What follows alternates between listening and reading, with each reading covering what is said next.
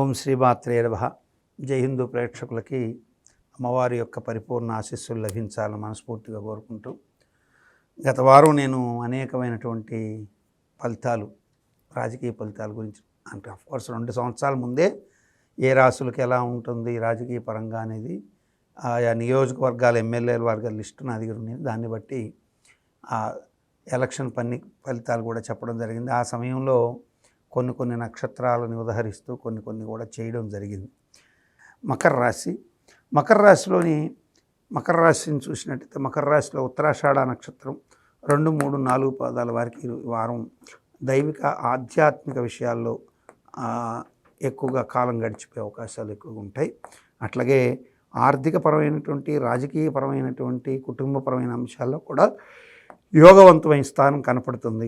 నూతన వాహనం కొనుగోళ్ళు, స్థాన మార్పు, స్థిరాస్తి కొనుగోళ్ళు ఊహించినటువంటి కొన్ని శుభాలకి ఆస్కారం ఎక్కువగా ఉంటుంది. ఎందుకంటే చతుర్థ లాభాధిపతి అయిన కుజుడు చతుర్థంలో ఉండి లాభాన్ని, అట్లాగే లాభంతో పాటుగా ఈ యొక్క రాజ్యస్థానాన్ని చూస్తుండడం, చతుర్థంలో ఉండడం, ఈ యొక్క మకర లగ్నానికి ఉచ్చకారకుడు అవడం చేత కొంత యోగాన్ని ప్రసాదించే అవకాశాలు స్పష్టంగా కనపడుతున్నాయి.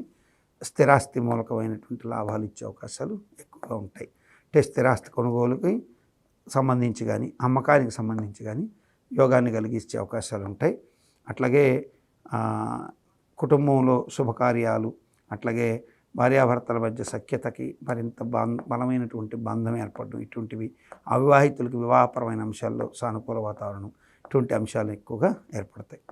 ఇక శ్రవణ నక్షత్ర జాతకులు ఈ వారం మిత్రుల నుంచి, అనుకూల శత్రువుల నుంచి, అంటే అనుకూల శత్రువుల్ని మిత్రులుగా ఉంటూ అనుకూల శత్రువులుగా ఉన్నటువంటి వ్యక్తుల నుంచి ఇబ్బందులు ఎదుర్కొనే అవకాశం ఉంది. అంటే మీతో పాటే ఉంటారు హితశత్రువులు, మీతో పాటే తిరుగుతుంటారు.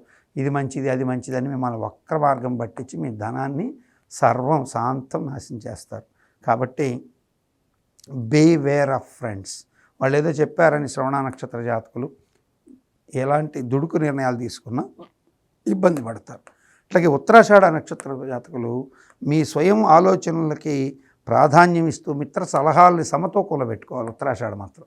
కానీ శ్రవణ నక్షత్రం వాళ్ళు మాత్రం మిత్ర సలహాలని వింటే ఈ వారం శాంతం ఇబ్బంది పడే అవకాశాలు ఉన్నాయి. కాబట్టి అటువంటి అవకాశం ఇవ్వకండి, జాగ్రత్త పడండి. కుటుంబపరమైనటువంటి అంశాల్లో కూడా ఇతరుల ప్రమేయాన్ని కట్ చేయండి. మీరిద్దరూ ఏదో ఒక భార్యాభర్తలు ఒక ఆలోచనకి, ఒక అవగాహనకి వచ్చిన తర్వాత దీన్ని కుటుంబ సభ్యులతో మనం పంచుకుంటే బాగుంటుంది అనేటువంటి ఉద్దేశంతో కనుక చెప్తే వాళ్ళు అక్కడిచ్చే సలహాలు వికటించే ప్రమాదం ఉంటుంది. దీనివల్ల మీరు ఇబ్బంది పడే అవకాశాలు ఉంటాయి. సంతానపరంగా కూడా చిన్న ఇబ్బందికర అంశాలు కూడా తయారవుతాయి. కాబట్టి అన్ని రకాలుగా కూడా శ్రవణ నక్షత్ర వారు జాగ్రత్తగా ఉండాలి. ఇక ధనిష్ట నక్షత్ర జాతకులు వీరికి ఈ వారం ఊహించని విధంగా స్పెక్యులేషన్స్, షేర్లు, లాటరీల ద్వారా లబ్ధి పొందే అవకాశాలు ఉంటాయి. శుభకార్య ప్రయత్నాల్లో కూడా అనుకూలమైనటువంటి వాతావరణాలు ఏర్పడతాయి. అన్ని విధాలుగా కూడా యోగవంతమైన స్థితి ఉంటుందని చెప్పచ్చు ధనిష్ట నక్షత్ర జాతకులు. మకర రాశి వారు ఈ వారం లక్ష్మీ నృసింహస్వామిని ఆరాధించడం, లక్ష్మీ నృసింహ ఆరాధనతో పాటు దశరథ ప్రోక్త శనీశ్వర స్తోత్రాన్ని, దుర్గా పూజని, ఆపదుద్ధారక దుర్గా స్తోత్రం చేసుకోవడం అత్యంత శుభాన్ని కలిగిస్తుంది.